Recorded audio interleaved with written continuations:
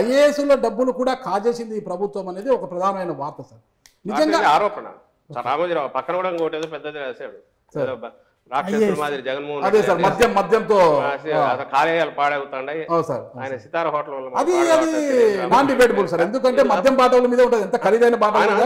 ఈ chose line Telugu Desam party కరపత్రం లాగా తయారైన రామోజీరావు రాసే వాటన్నిటికి సంబంధించి ఈ రోజు కూడా ఫ్యాక్ట్ చెక్ అని మా వాళ్ళు ఇస్తున్నారు. ఇది ఒకటి పెట్టుకోవాల్సి వచ్చింది, రోజు ఫ్యాక్ట్ చెక్ అని ఇస్తున్నారు గవర్నమెంట్.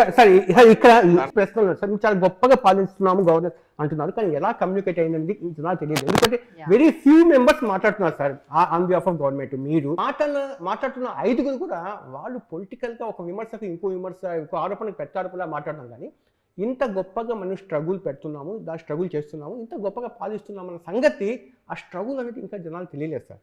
ఇది ఫస్ట్ టైం చాలా మంచి అప్రిషియేట్ చేయాల్సింది ఏంటంటే ఇలా ఓపెన్ గా ఏమైనా అడగవచ్చు అని చెప్పి ఈ ప్రయత్నం ఒక 1 year బ్యాక్ వచ్చి ఉంటే ఇంకా బాగుంటుంది యాక్చువల్గా. ఎందుకంటే ప్రభుత్వం ఇంత స్ట్రగుల్ పడుతుంది.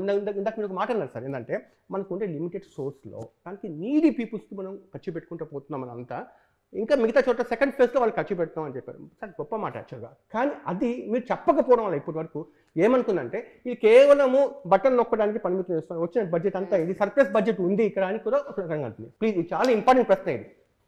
ఫస్ట్ వచ్చి మిగిలిన నాయకుల గురించి కూడా వాళ్ళు ఎందుకు ఇది చెప్పలేదన్నారు, అది తప్పు. ఎందుకు చేయట్లేదు నేను ఇంతకుముందు అన్న ఆన్సర్ అది బ్రీఫ్గా చెప్తాను. చంద్రబాబు నాయుడు గారు ఆయన స్ట్రాటజిక్ కానీ మేము చేస్తున్న డెవలప్మెంట్ మీద మేము చెప్పాలనుకున్న విషయాలు చెప్పకుండా ఒక డస్ట్ దుమ్మెత్తిపోసి వాటికి మేము ఆన్సర్ ఇచ్చుకోవాల్సిన పరిస్థితి క్రియేట్ చేస్తున్నాడు. మీ క్వశ్చన్లలో కూడా ఆ క్వశ్చన్లే ఆయన రైజ్ చేసే ఆరోపణలే ఎక్కువ వస్తుంటాయి.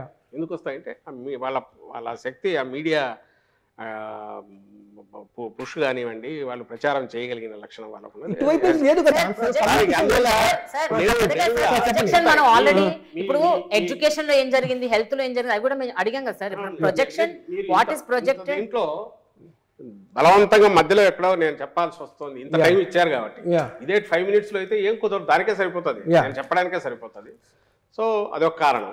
సెకండ్ వచ్చి పోలవరం ఎప్పటికప్పుడు చెప్తున్నారు, మినిస్టర్ గారు చెప్తున్నారు, అంతకుముందు అనిల్ ఉన్నప్పుడు, ఇప్పుడు రాంబాబు ఉన్నప్పుడు ఎక్స్ప్లెయిన్ చేస్తున్నారు, అఫీషియల్స్ చెప్తున్నారు. కానీ మీకు తెలుసు చంద్రబాబు నాయుడు గారు 14లో వస్తే దాదాపు 17 వరకు ఆ ప్యాకేజీ కింద పోలవరం మీరు చేసుకోవచ్చు అన్నంత వరకు ఆయన దాన్ని మొట్ల ఒకటి.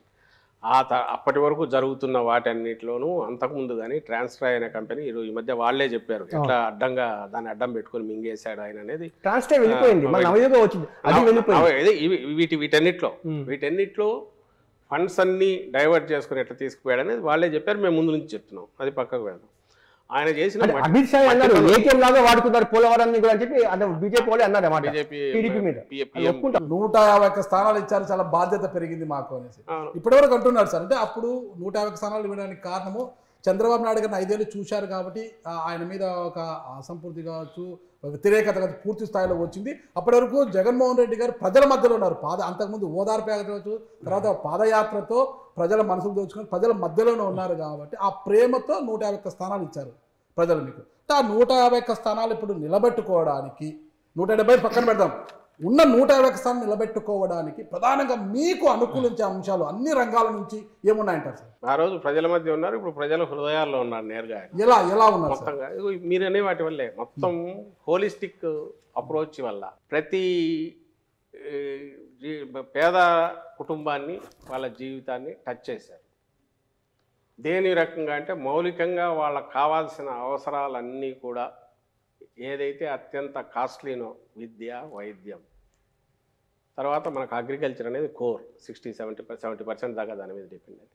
ఈ మూడింటిని ప్రియారిటీ మీద అడ్రస్ చేశారు. ఇంతకుముందు మీ క్వశ్చన్లోనే వచ్చినట్టు హెల్త్ అనేది ఈరోజు ఒకప్పుడు ఫ్యామిలీ డాక్టర్ అంటే ఉన్న వాళ్ళకి ఇంటికి వచ్చి చూడడం అనేది ఒక లగ్జరీ. డిస్పైట్ దట్ మళ్ళీ కావాలంటే నేను అపోలోకు అక్కడికి వెళ్ళాలి. ఈరోజు అపోలో లాంటి ఇక్కడ టెర్షరీ కేర్ ఉన్న జనరల్ హాస్పిటల్ను స్పెషలిస్టు, సూపర్ స్పెషలిస్ట్ను, కింద ఉన్న పిహెచ్సి డాక్టర్ను కూడా లింక్ చేసే సిస్టమ్ డెవలప్ అయింది. ఇప్పుడు ప్రిలిమినరీ స్టేజ్లో ఉంది, ఇంకా అడ్వాన్స్డ్ దీంట్లోకి పోతుంది. అంటే ఒక డాక్టర్గా మీరు ప్రతి ఇంట్లో కదలలేని వాళ్ళు ఉన్నా పోయి చూస్తే అక్కడ ఎంటర్ చేసి ఇదైనాక super specialist is able to see super speciality. ఆ డాక్టర్ ఆయన చెప్పిన అడ్వైజులను ఫాలో అవుతున్నారో లేదో కింద మళ్ళీ చూడడానికి, వీళ్ళు ఫాలో అప్ చేయడానికి వీళ్ళ దగ్గరికి ప్రిస్క్రిప్షన్ వస్తుంది. ఆ కనెక్టివిటీ అనేది 100% చేసే ప్రయత్నం జరుగుతుంది. దీంతోపాటు ఆరోగ్య సురక్షని ఇయర్లీ ట్వైస్ క్యాంపులు కండక్ట్ చేసి వీళ్ళను తీసుకొచ్చి కాంప్రహెన్సివ్ హెల్త్ కేర్ అనేది. దాంతోపాటు ఆరోగ్యశ్రీ దాదాపు 2400, 2500, 3000 వరకు ప్రొసీజర్స్, డిఫరెంట్ ప్రొసీజర్స్, వాటిని అంతకుముందు 1000 ఉండేవి, వాటిని పెంచడం ద్వారా అలాగే అమౌంట్ దానికి సంబంధించినంత వరకు విపరీతంగా పెరిగింది. ఇప్పుడు కాస్ట్ కూడా పెరిగిపోయింది. స్పెషలిస్ట్ల వీళ్ళకు పే చేసే అవి పెరిగాయి. వీటిని ధీటుగా తట్టుకోవడానికి కాస్ట్ టోటల్ బర్డన్ గవర్నమెంట్ మీద తగ్గించడానికి నెక్స్ట్ మీరు 10 years అయ్యేసరికి కొత్త మెడికల్ కాలేజెస్ వచ్చి స్పెషలిస్టులు ఇక్కడే తయారై గవర్నమెంట్ ఆటోమేటికల్ మెడికల్ కాలేజ్ అంటే ఇట్స్ వన్ జనరల్ హాస్పిటల్ అంటే ప్రతి జిల్లాకు ఒక ఇది వచ్చేసింది మనకు. ఇప్పుడు పార్లమెంట్ జిల్లా అయినందువల్ల ఓ పార్లమెంట్ పరిధిలో ఒక జనరల్ హాస్పిటల్ వస్తుంది. General hospital is nothing but it's equal to అపోలోను ఇంకో దాని సూపర్ స్పెషాలిటీస్ అంటే పిహెచ్సి నుంచి విలేజ్ క్లినిక్ దగ్గర నుంచి ఇక్కడి వరకు కనెక్షన్ ఇచ్చింది. First it's not just free medicine, it's not just free medicine, comprehensive state of the art ఈరోజు ఎక్కడ అందుబాటులో ఉన్నా అవి తెచ్చే ప్రయత్నం చేసి సక్సెస్ఫుల్గా ఇంప్లిమెంట్ అవుతుంది. రెండవది విద్య. నేను డీటెయిల్ దానికి పోనక్కర్లే, మీరే చూస్తున్నారు, మీ మాటల్లోనే మీరే అన్నారు ఎట్లా ఇది ఉందని. దీంతోపాటు ఇది చదివిన తర్వాత పైకి వెళ్ళాలంటే ఎట్లా, బయట స్టేట్కి వెళ్ళాలంటే ఎట్లా, దానికి అవసరమైన దానికోసం సిబిఎస్ఈని ఈరోజు ఐబీతో ఒప్పందమని ఇవన్నీ ఏవి చేయాల్సిన అవసరం లేదు. జగన్మోహన్ రెడ్డి గారు can get more free time, more he can concentrate, పబ్లిక్లో తిరుగుతూ ఉండొచ్చు, ఇంకోటి చేయొచ్చు. బట్ ఎండ్ వచ్చి ఇది చేసిన తర్వాత ఓ 10 ఏళ్ల తర్వాత ఈ పిల్లాడు చదువుకొని గ్రాడ్యుయేట్ అయిన తర్వాత ఎక్కడికి పోగలడు, ఏం చేయగలడు, మనమే ఫేస్ చేస్తున్నాం. ఈరోజు నేషనల్ దీనికి పోతే మనం కంప్లీట్ చేయాలంటే మదర్ టంగ్ దీనిలో మనం తెలుగులోనే మాట్లాడాలి, ఇబ్బంది పడుతున్నాం. ముందు ఆ షైనెస్ నుంచి బయటపడాలా, గ్లోబల్ సిటిజన్గా గ్రో కావాలా అనేదానికి ఫౌండేషన్ వేసారు. ఇవన్నీ నిజానికి అనవసరం. చాలామంది చెప్తుంటారు ఎందుకు ఇంత మీరు తపన పడుతున్నారు, మీరు ఇచ్చిన ప్రామిసుల్లో కొన్ని ఇప్పుడు చేస్తే సరిపోయేది కదా. కాదు, ఆ ఫౌండేషన్ వేస్తేనే ఏం చేస్తున్నాం అనేది తెలుస్తుంది. ఎందుకంటే మనకి ఇచ్చింది 5 years మరి ఇది తీర్పు ఇచ్చింది, అంతవరకే మనం ఇది చేయాలని చెప్పి చేశారు. వీటన్నిటి ఫాలో అప్ అనేది సంక్షేమ పథకాల ద్వారా సార్ ఇక్కడ షార్ప్ కడతాం సార్. ఇప్పుడు ఏదైతే జగన్మోహన్ రెడ్డి గారి మానస పత్రికలు ఉన్నాయో, ఆర్బీకేలు కావచ్చు, సచివాలయ భవనాలు కావచ్చు, విలేజ్ క్లినిక్లు కావచ్చు, ఇవన్నీ నిర్మించింది. భవనాలన్నీ నిర్మించడం వల్ల అక్కడ ప్రాపర్టీస్ కూడా రేట్లు పెరిగాయి సార్. మంచి ఒక ప్రాపర్టీని మీరు క్రియేట్ చేసినట్టు అయింది సార్. ఇక్కడ ఒక మెయిన్ పాయింట్ ఏంటంటే మీరు పెట్టేది, తిట్టేది, కొట్టేది 3 లెక్కలోకి వస్తాయి. ఇప్పుడు మీరు పెట్టినవి చెప్పుకుంటున్నారు. పాయింట్ ఏంటంటే మిడిల్ క్లాస్ మీద ఈ బర్డెన్ పెరుగుతున్నటువంటిప్పుడు మిడిల్ క్లాస్ కంటూ మీ నుంచి అసలు ఏముంది? మంచి క్వశ్చన్ వేసింది. జగన్మోహన్ రెడ్డి గారు జస్ట్ పొలిటీషియన్ లాగానే ఉంటే సమస్య లేదు. ఎత్తులు పై ఎత్తులు వేసుకుంటా ఎలక్షన్ టైంకి అప్పటికప్పుడు ఆలోచించి ఎవరితో ఎట్లా కలిసి రావాలనుకుంటే అది అది అది అది అంత కష్టం కాదు. ఆయన రిఫార్మర్ లాగా వ్యవహరించడం వల్ల ఈరోజు మీరనేవి వస్తున్నాయి కొన్ని. అంటే ఎక్కడ బియాండ్ లిమిట్ పోకూడదు, ఉన్న దాంట్లోనే జాగ్రత్తగా ఆచరణ చేస్తూ లాంగ్ టర్మ్ వేయాలి, షార్ట్ టర్మ్ ఇమీడియట్ రిజల్ట్ చూపించాలి అని ఇది టూ అంబిషియస్ ఈయన పెట్టుకున్నది. స్ప్రెడ్ చాలా పెద్దది. But at the same time మీకు పునాదులు ఎట్లా వేస్తున్నారో చెప్తున్నాను. ఈ డిసెంబర్ నుంచి మీకు సెకీ నుంచి ₹2.49 పవర్ వస్తుంది, ఏది ఫార్మ్ సెక్టర్కి సంబంధించి. దీని ఇంపాక్ట్ కనీసం ₹3-4 సేవ్ అవుతుంది పర్ యూనిట్ కాస్ట్. ఇన్నాళ్ళు ఫార్మర్స్కి ఇస్తున్నాం, ఫ్రీ పవర్ ఇస్తున్నాం సార్. రాజశేఖర రెడ్డి గారి కంటే అప్పుడే మొదలు పెట్టారు. తర్వాత వచ్చిన వాళ్ళు ఎవరు ఇంత బరువు ఎంతకాలం ఏ స్టేట్ అయినా భరించగలదని ఎవరు ఆలోచించలే.